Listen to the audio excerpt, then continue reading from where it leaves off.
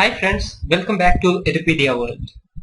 Today we'll be discussing a new topic on electromagnetism, that is electromagnets. We'll see what an electromagnet is, what are the different types of electromagnet, how to identify what will be the polarity of the electromagnet, and then we'll conclude the lecture by discussing some of the uses of an electromagnet. So let's start our discussion. Let us begin our discussion on electromagnets. As the name suggests, it has something to do with electricity, and that results in a magnetic behavior. So what exactly is an electromagnet? An electromagnet is basically a temporary magnet which is quite strong in strength, made from soft iron core by passing current through a coil wound around it. So the idea is you have a soft core made up of soft iron, which is highly magnetic permeable material, and you have a current carrying loop around it, right? So current is passed through this loop, and that will result in the soft iron core getting magnetized, and that results in an electromagnet. This electromagnet is a temporary magnet. As soon as you remove the current, the magnetic behavior ceases to exist. Fine. Now electromagnetic magnet normally comes in two shapes. The most popular shapes are the I-shaped or the bar shaped magnet, or the U-shaped or the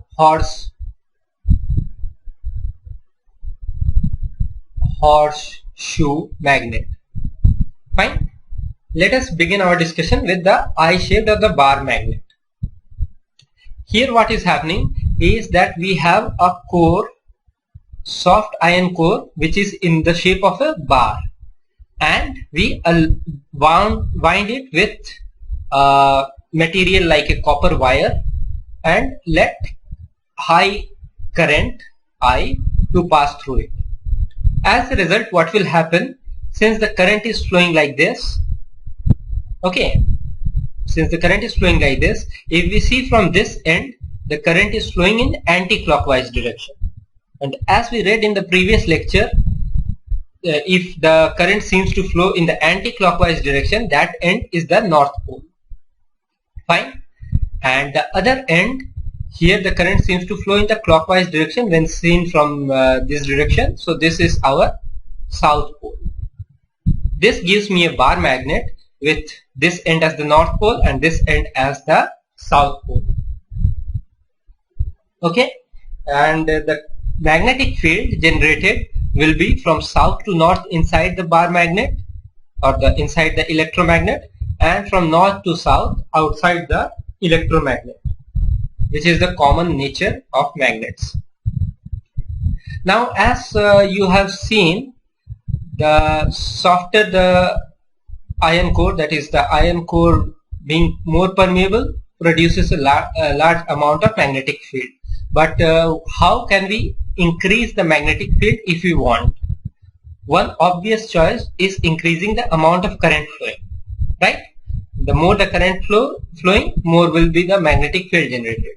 Second, if you increase the number of loops, again the magnetic field will increase. So these are two ways to increase the magnetic field. Also, by changing the direction of the battery, that is changing the direction of current flow, we can change the polarity of the magnet generated. So one thing is electromagnets are temporary. Second thing is, depending on the direction of current flow, we can manipulate the polarity of the magnet being generated. So this is my I-shaped or bar electromagnet. Now let us see the U-shaped or the horse electromagnet. In the horse electromagnet, the concept is very similar like in the bar electromagnet. The only difference is the shape. The core, iron core, is in the shape of a horseshoe or U shape, and as a result the current carrying loop that we are providing should be in opposite sense in the two ends of the bar. Like here, if it is, let's see from the bottom, and if I see this is clockwise from bottom, then in this end of the bar it should be anti-clockwise from bottom, right? Else both will have apparently same polarity, which is not possible. Therefore, opposite sense direction of current flow. And to find out what polarity is which end, like this, if we see from here, we'll see that the current flowing is in clockwise direction, and clockwise direction current flow means south pole. Therefore, this is my south pole of the of the horseshoe magnet. And alternatively, here the current flow is anti-clockwise direction, hence this is my north pole, right? Again, similar to this case, here I can increase the magnetic field by increasing the current flowing through the copper loop. This is copper wired loop. Or I can increase the number of loops to increase the magnetic field. Also here, by changing the polarity, I can the polarity of current, the direction of current flow, I can change the polarity of the magnet developed. By switching off the current, I can cease the electromagnet from existing. So basically, these two are just different based on their shape, but their properties are similar. Okay, so this gives you an idea about electromagnet and how to increase the magnetic field, how to find out which polarity is which end. Now let us see how it is different from a permanent magnet. But before we understand that, let's see what a permanent magnet is. Now, different from the case here, what happened, we had a soft iron core which was not magnetic. We passed electric current through a coil around it, and that resulted in an electromagnet which was a temporary magnet. As soon as we remove the current, the magnet ceased to exist. But permanent magnets are naturally occurring magnets, right? Let me write it down. Permanent magnet, they are naturally occurring material which are magnetic even when there is no current flowing around it. They are inherently magnetic. Okay, but the problem with permanent magnet is normally they are not very strong magnets. Therefore, we require electromagnets to do our tasks, perform tasks when we require really high magnetic fields. Permanent magnets are relatively weak magnets. Okay, and also permanent magnets, once it's magnetized, it is not easily demagnetized. So it might be that material is not magnetic initially, but once we magnetize it, it becomes permanently magnet, and then it is difficult to demagnetize it. So if we try to write down the basic differences between a permanent magnet and an electromagnet, that would be electro and permanent. This is made of soft iron core. Permanent magnets are normally made of steel. Okay, this is temporary, as in this exists as long as the current is flowing. This is, as the name suggests, permanent. Here the strength can be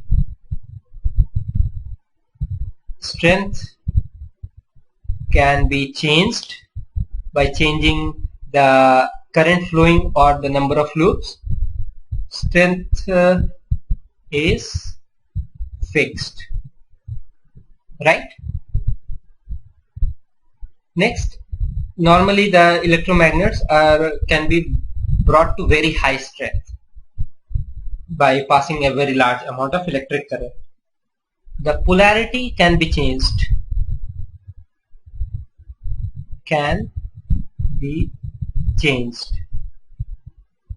Here polarity remains constant, right? Polarity remains same. And finally, if you think about it, electromagnets can be easily demagnetized simply by removing the electric current. The electromagnet becomes non-magnetic. This permanent magnet can't be demagnetized easily. So this is the basic difference between an electromagnet and a permanent magnet. Now if you try to think about what are the advantages of an electromagnet over a permanent magnet. One obvious advantage is we can tailor the strength of an electromagnet, which is not possible in the case of permanent magnet. And consequence of that is that we can produce really high strength electromagnets. We cannot produce very high strength permanent magnets, right? Then the polarity can be changed as per our requirement. That is an advantage. That cannot be done in case of permanent magnet, right? And also you might think about the easily magnetization as an advantage, as in suppose you want to transport something from one place to another, you use an electromagnet to pick it up if it is attracted by a magnet, and then you easily stop the current in the electromagnet, thereby making it non-magnetic, and dump it where it is required, right? So this is a practical application where electromagnet's ability to be easily demagnetized is used. Now to close the chapter, I will try to give you some hint into some of the uses of an electromagnet. So one of the most important use of electromagnet is carry very heavy objects. Very heavy object in the order of 20,000 kilograms or 50,000 kilograms. If the object to be carried is attracted by a magnet, you can use an electromagnet to carry it or pick it up from one place and place it at another place. Second, it is used for loading of furnace with iron. Okay. Also, it is used to separate iron from non-magnetic material. Separate iron pieces.